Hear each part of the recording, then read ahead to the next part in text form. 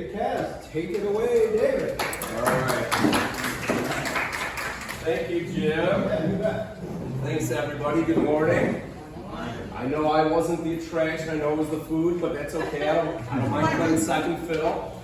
So I'm David Cass. I own a business called DMK Metal. I'm a gold and silver buyer. So I buy the stuff the kids and the grandkids don't want, like the old flatware, broken jewelry, sterling pieces, things like that. That's my business. I do buy coins, but I also encourage people to own them. I think they're a good investment.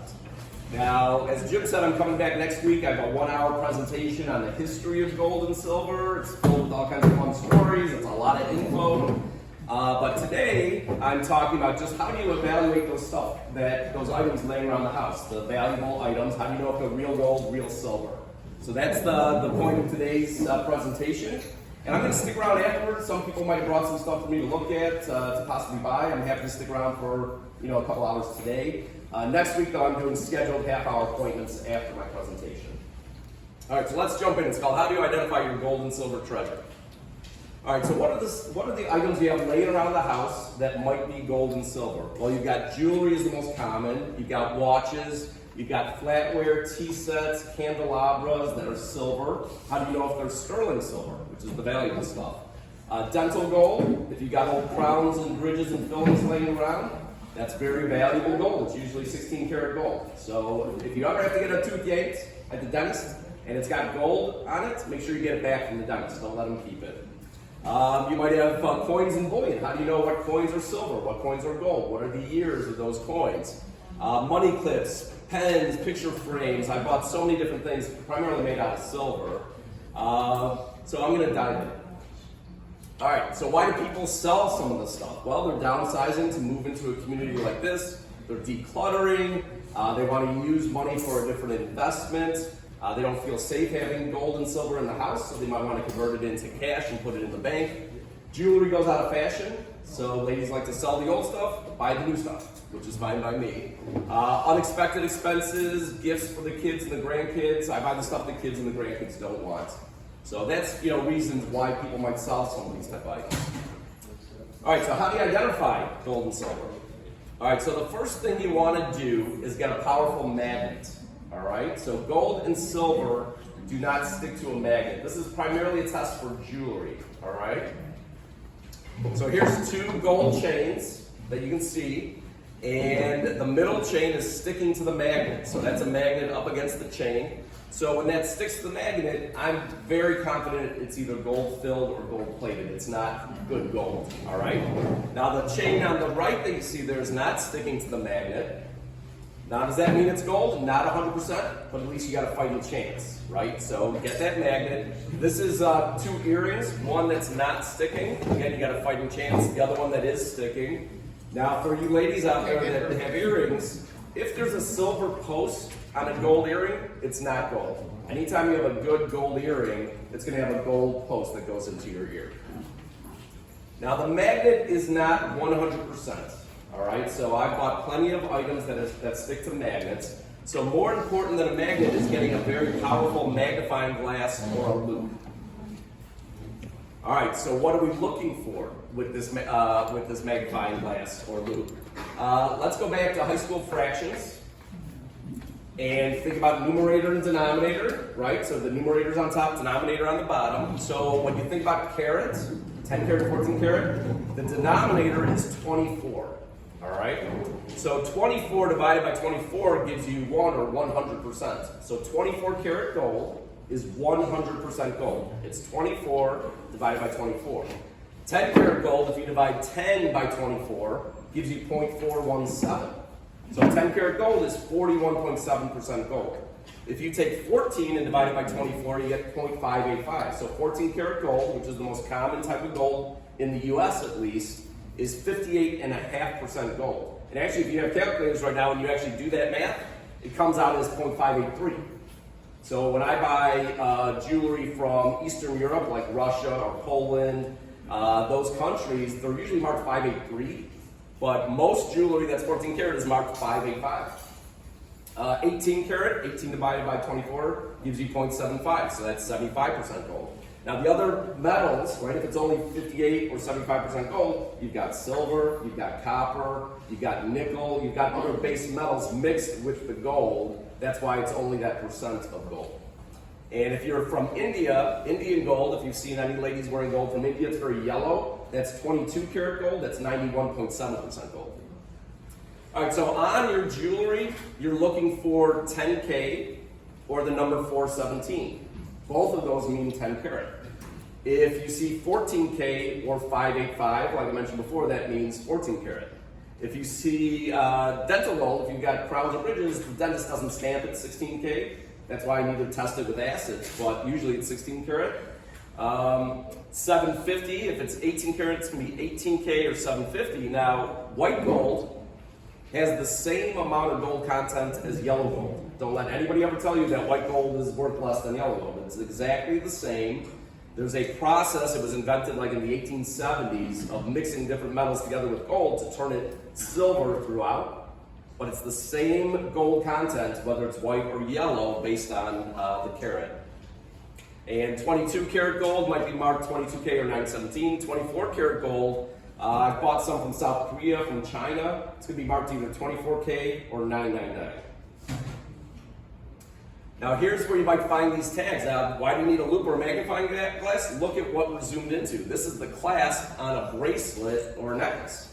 And the 585 is on the little piece here. So there's no way you can see that with your naked eye. I mean, it's so tiny. Here's a clasp again, and you can see 585 written on the clasp. So it's very hard to find in a lot of cases. There's a tag up here, right? So on good gold jewelry, you can see this type of oval-shaped or egg-shaped tag. Here you got, again, 18K at a clasp. This is when you have 24 karat jewelry from Asia. It's got this serpentine type clasp, and it says 999 on it. And here you see 22K from India. It's got this S-shaped clasp on bracelets and necklaces. So again, it's very hard to find. So if you want to identify your own stuff, you got to get a powerful magnifying glass or loop. Now here's when you have bad news. When you've got gold plated. So you've got tags like this one. There's one, this tag is, really the worst of them all. It's kind of pear-shaped. Almost always means that it's plated, all right? So you might see 1/20th 14 karat. That means it's 1/20th of 14K. That's actually gold filled. So 1/20th of 14K, if it was 58% gold, is 14 karat. 1/20th of that would be about 2.5%. So it's still got some gold in it. So gold filled is good, gold plated, where it might say, plated is not so good. Now if you've got a pocket watch and you open it up, and you usually have to open the back window of a pocket watch, if it says warranted for 20 years, that means the gold plating is warranted for 20 years. So again, that means it's plated.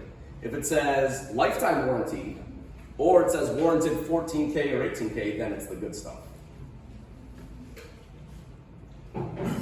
Now silver can be more difficult to identify. Now on jewelry, you're almost always going to see a 925 on silver. Why is that? Because sterling is 92.5% silver, or 925 parts per thousand, right? So you've got 925 represents sterling silver. So on jewelry, you'll normally see 925. Sometimes you might see 950. That's even better. That's 95% silver, all right? On flatware, candlesticks, different things like that, you're looking for the word sterling. Now, if it's antique from Europe, you might see different numbers. You might see 700, 800 from Germany is very common, 835, 813 I think is Finland, 900. That means how many parts per thousand are silver. So when you see those numbers, it's not sterling, because sterling is 925 parts per thousand. But if it says 800, it's 800 parts per thousand, or 80% silver. So it's still really good stuff. But it's not going to say sterling, it's going to have a number, all right? Now, if it's even older from Europe, you're not going to see any numbers. You might see, little hallmarks. And what are you looking for in those hallmarks? Well, you're looking for a lion, or a panther, or a king or a queen. Those are the main things you're looking for in those hallmarks, and I'll show you in the next slide. Now, if you see an eagle or the word coin, that means it's coin silver. What is coin silver? Coin silver is 90% silver, like our old US coins. So coin silver is 90% silver, and there is an eagle hallmark that comes along with that. All right, so let's look at some of these images. So hopefully you can see some of these. These are the small hallmarks you'll find on different types of items. Usually you've got 4 of them in a row. So the first one might be the name of the maker. All right, so it says CHJ and Company. Right, that's the guy who actually made the silver. This is what you really want to see, this lion. And it's a full profile side of a lion. And the lion, this guy's looking straight ahead, this guy's looking at me, this one's looking straight ahead. There's different lions used in different countries. But when you see that full profile side of a lion, that means sterling. Now this, remember I mentioned a panther. Here's the panther. That means sterling as well. Now this panther's got a crown. So you're looking for the panther head as well. You might see a king or a queen. That also means sterling.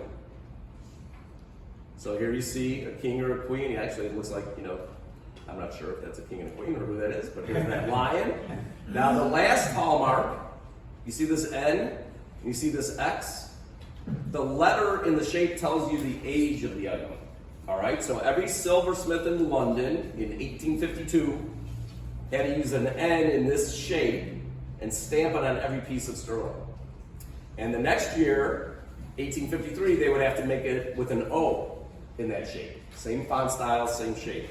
So it takes a good amount of research to find out what this X, what year that means, what this N means, what this J, but that tells you the year of the item. Now I mentioned before coin silver, this is that eagle. I don't know if you can see it out there, but that means coin silver. And there's a lot of old US flatware that was made of coin silver. It's usually that very thin, if you've ever seen very thin old, that's usually coin silver, and you'll want to find that eagle. So a lot of people have candlesticks, candelabras, serving pieces laying around that might say sterling weighted or sterling reinforced. So what does that mean? That means you've got a thin layer of sterling, almost like aluminum foil, wrapped around a weight. And there's also a metal post in there. So these are candlestick holders.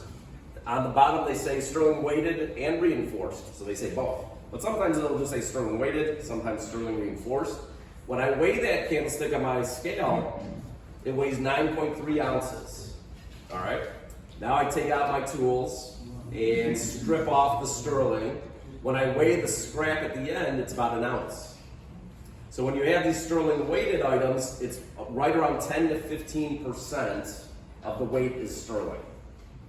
So if I'm sitting with someone and I'm buying some of these items, I don't sit there and take it apart. Plus, if it's got any sentimental value, people don't like to see their stuff, taken apart. They don't mind when I take it away. But I could gauge, do I think it's closer to 10% or is it more like 15%? If it's a sterling weighted item that's got a lot of sterling at the top, it could be 30 or 40% sterling. All right, so silver plate. So this is the bad news in silver, right? So today, if I bought a set of sterling flatware for 12 people, it's right around $1,000, give or take. It's based on the weight. That same flatware, if it was plated, I would pay $10. So $1,000 versus $10, it's that different. So plated, it's got some silver, but not that much. So what are you looking for on your plated items that you don't want to see, but you might see? You might see EP. So EP means electroplated. You might see EPNS, which means electroplated nickel silver. EPBM means electroplated base metal. You might see the words triple plated, quadruple plated. It doesn't matter how many, if it's 10 times plated, it's still plated, unfortunately. It could say community. It could say A1, A2. You might see sort of a shallow lion's head or what looks like a dragon. You're hoping that's a lion, but it's a dragon. So it's, again, bad news. That means it's plated. All right, plateado means plated in Spanish. How about coins and bullion? Okay, so in the Constitution, and I'm going to go deep into this next week if you come see me, but I'll give you a little preview. Our Constitution actually lays out that only U.S. Money would be made out of gold and silver. So from 1792 up until 1964, dimes, quarters, halves, and silver dollars were 90% silver, 10% copper. So if you go back and look at your change that you got, in your piggy banks or wherever you have it, or at your old coins, You want to see the dimes, quarters, halves, and silver dollars, 1964 and before. And if you're an investor and you buy these, it's known as junk silver, even though it's not junk, that's the nickname for it, is junk silver. And you can usually turn the coins on the side, you'll see that they're white or silver color compared to coinage from 65 forward. It's got a copper on the rim. That really will tell you, so especially dimes are hard to see, you need that loupe or magnifying glass on dimes. Now they stopped producing silver dollars in 1935, or we did, and didn't start up again until 1971 with Eisenhower's face on the dollar. And the Eisenhower dollars were none of them were silver unless you bought proof sets. So if you were a coin collector and you bought those proof sets from the US Mint and they came in packaging, they could be 40% silver. All right, and from 1965 through 1970 is where this 40% thing got started. So after, in 1964 was the first year of the Kennedy half. 65 through 70, those same half dollars were 40% silver, right? So the 64 was the last year was 90%, but 65 through 70, those half dollars were 40% silver. Now something I didn't put up here, and really what got me started in this whole thing when I was a kid, nickels from 1942 to 45 were 35% silver. So during the war, we needed nickel for tanks and artillery, so they actually swapped out some of the nickel for silver. So if you look at your nickels, 42 to 45 were 35% silver. Up until 1933, we had gold coins in this country. We had $1, $2, $2.50, $3, $5, $10, $20 gold coins. You can see them, this is what they look like. They were 90% gold and 10% copper, right? So the silver coins were 90% silver, 10% copper. The old gold coins were 90% gold, 10% copper. So these are a lot of fun. They're, a $20 gold coin has right around 1 ounce of gold in it, so it's worth right around $2,000 just for gold alone, just like any 1 ounce coin. So in the US, and someone just showed me one of these, the most popular coins to invest in are eagles. So this is a gold eagle, this is a silver eagle. They're both 1 ounce. You might see that the silver eagle is almost double the size. And I'll cover this again in detail next week, but gold is double the density of silver. So because of that, it's a gold coin that's 1 ounce is much smaller than a 1 ounce silver coin. But these are eagles. The design of the eagle, the gold eagle, matches the $20 gold coin that we had in 1933. It was a design called St. Gaudens. So they put that onto the current eagle. And then the walking liberty you see on the silver eagle matches, I don't know, right, here. It's a walking liberty $half. So that's where those designs came from. And these are, pure gold, 24 karat gold, or 100% 999 silver, these coins. Now you can buy other investable coins from around the world, minted by governments. So you've got eagles here, maple leafs in Canada, Krugerrands in South Africa, pandas in China, kangaroos in Australia, Britannias in Great Britain.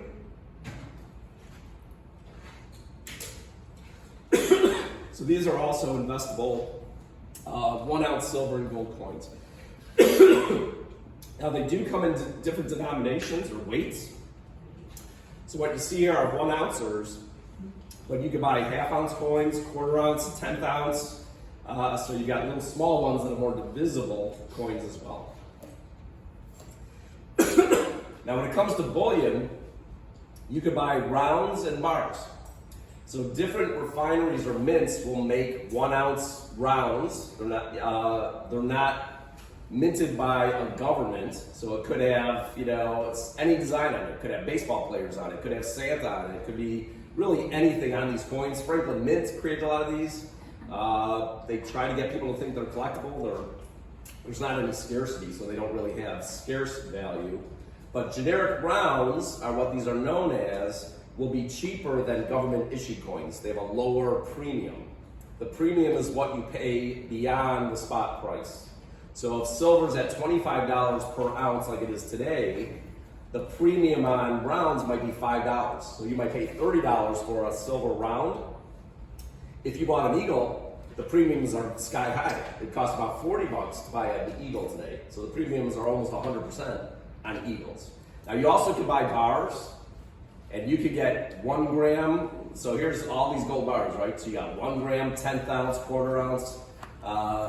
That's supposed to say half an ounce, 1 ounce, 10 ounce, 100 ounce, 1,000 ounce bars. This is a 1,000 ounce bar. Weighs 70 pounds. So I don't think that guy's actually holding it in the air like that. Maybe it could be strong. You got 1 kilo bars. Usually they'll be stamped 0.999. Some, like Canada now brags that their coins are 0.9999, so 4 nines. But it doesn't matter. It's still 1 ounce of gold, 1 ounce of silver. So you're gonna see marked on these type of coins and bars how many ounces they weigh. Should say of fine silver. There's some fake stuff out there. Fake where it actually says silver when it's not, but also it might say 24 karat something where it's only gold plated over a base metal. So you just have to be cautious. You're better off buying bars and rounds from recognizable places and from recognizable, reputable vendors out there. So that's the presentation, how to identify your own stuff. I'm happy to take questions if anybody's got them. Yep. What about gold stamps? I think they've inherited, the collectible gold stamps. Are they worth anything? So are they actual metal gold stamps? Like they're made of metal? Because I've seen those. Yeah, I'm not sure. I'll have to take a look at them. Yeah, you can always send me photos of them too. Usually, if they're metal and they're stamps, unless they say that they're truly 0.999 gold. These are metal. Oh, then I really don't know. Okay. I don't know. I only deal with the metal. Yeah, I gave my grandson Morgan silver dollars in round numbers. How much are they worth now? So a Morgan silver dollar, if it's common and it's circulated, I would pay whatever the spot price of silver is for it. So there's only 3/4 of an ounce of silver in it. So if silver's $25 an ounce like today, and there's 3/4 of an ounce of silver in it, it's worth about $20 of silver. I would pay $25 for it as a premium for those. If it's very high quality or a scarce year, it could be worth hundreds if not thousands of dollars for a coin collector. So you'd have to get that graded though. And there's, PCGS is a grading service, and you get it, is it MS63, MS64? You really need to get it graded. Those I usually tell people to keep. Give them to your kids and your grandkids, because those are recognizable, investable coins with history. I buy a lot of them, but I really do encourage my clients to keep No, those. that's what I did. I gave them to my grandson. Well, tell them not to sell them. Not too quickly, anyway. Now, I'm going to stick around after this. Guys, I'll be set up here. People might have brought me stuff today. That's okay. Next week, at the East Club, I'm giving a much lengthier presentation. I'm going to still have a section about identifying your stuff, but I'll do it quickly. But I'll be talking about the history of gold and silver. I'll be talking about all kinds of conspiracy theories. It's kind of fun. I give you a lot of history on money in the United States is a big focus of my presentation. So that's at 11:30 at the East Club. And then following that, from 1 to 8 at night, I'll stick around as long as people want to see me. I'll have half-hour meetings with individuals where I can evaluate your items and buy whatever you might want to sell. Oh, more questions?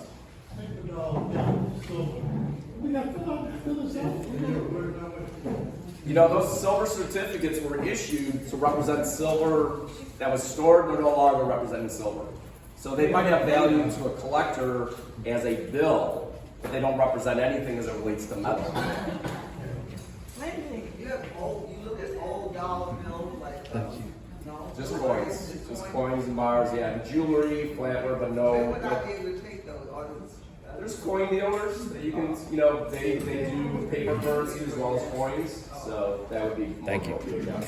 My husband's mother gave him some old coins that her mother had. Yep. Old paper money and all kinds of stuff like that. Gotcha.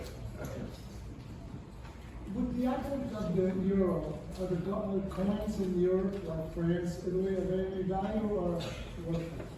Well, they're as valuable as anybody will take in exchange for goods. So a euro doesn't have any gold or silver. So just like the US dollar doesn't have any gold and silver. So it's valuable in that you need to use it to purchase stuff in Europe. But as a coin, there's not much value. It's probably copper and tin, and that's about it. Any more questions? I'll stick around after. Oh, go ahead. What's the value of gold now and silver? It closed yesterday. The market's not open today. It closed, I think, at 2008. So $2,000.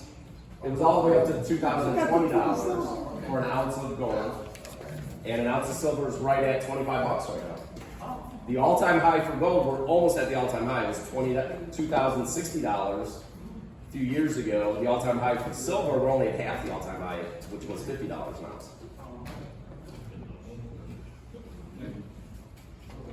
All right. If anybody wants to see me, I'll be set up over here. Yeah, this is great. Thank you very much. Sure. Thanks, Jim. Thanks for having me. Just a reminder, everybody, before we're here next Friday, but it will be at the East Club.